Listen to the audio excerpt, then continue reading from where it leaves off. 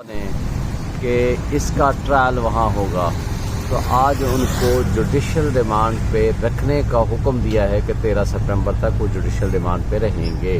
تو for that purpose یہ court وہاں گئی ہوئی تھی، تو لہٰذا ابھی ٹرائل سٹارٹ نہیں ہوا. جب تک چلان نہ ہو ٹرائل سٹارٹ نہیں ہو. اس کی قانونی حیثیت کے بارے میں سر آپ کیا کہتے ہیں؟ ایسا پاسبل ہے؟ عام طور پر ایسا نہیں ہوا کرتا. یہ اوپن ٹرائل کا کیس ہے، ان کو وہاں پروڈیوس ہونا چاہیے تھا. اس سے پہلے بھی جو کل ایک لیٹر پھر رہا تھا روکار جو انڈیٹڈ تھی اور بغیر پروڈیوس کیے جو اس جج صاحب نے آرڈر کیا ہے، یہ جوڈیشل ڈسکنڈکٹ کیا ہے. آج عدالت پیشی تھی لیکن پھر بھی وکلاء کو اندر جانے کی اجازت نہیں دی جا رہی تھی، اس پہ کیا کہیں گے؟ یہ غلط ہے. وکلاء کے بغیر آپ کیسے پروسیڈنگ کر سکتے ہو؟ اور وکیلوں کی موجودگی کے بغیر آپ کی پروسیڈنگ فنڈامنٹل رائٹس کی وائلیشن ہے.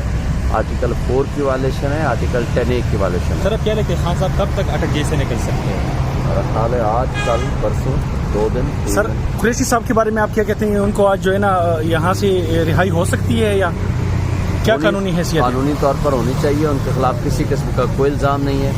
بدقسمتی یہ ہے کہ جس نے ملک کی سلامتی، ملک کی خود مختاری کا دفاع کیا، یہ لوگ کہتے ہیں وہ ملزم ہیں. جس نے ملک کے ساتھ جنہوں نے غداری کی، ان کو بادشاہ بنا کے ان کو منصف اور ان کو مدعی بنا دیا. سر ایک آپ دے رہے ہیں یہ سائفر کا جو تھا سر، یہ حکومت کہہ رہی ہے کہ یہ جھوٹ پہ مبنی ہے، سائفر ہے ہی نہیں. اس طرح پہلے باتیں وہ کر رہے تھے، آپ کہہ رہے کہ سائفر حق پہ اور سچ میں بھی، اور کو گرفتار بھی. سائفر کا اگر وجود نہیں تھا تو یہ گرفتاری کا ایک ہے.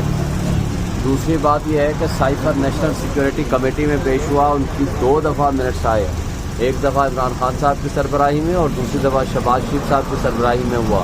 تو شہباز شریف صاحب نے فلور آف دی ہاؤس پہ کھڑے ہو کر کہا تھا کہ میں اس میں انڈیپینڈنٹ انکوائری کمیشن یا انکوائری کمیٹی بناؤں گا ہائی پاورڈ.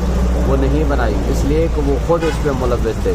دوسری بات انہوں نے یہ بات کہی کہ دھمکی آمیز گفتگو یا الفاظ تھے. بھائی دھمکی کس کو دی گئی تھی؟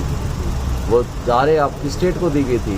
آپ کے ملک کے اندر ایک انٹرونشن ہوئی تھی، مداخلت ہوئی تھی، جس کو آپ نے ڈیمارش کیا. تو ڈیمارش پھر کس کام کا کیا؟ Thank you sir.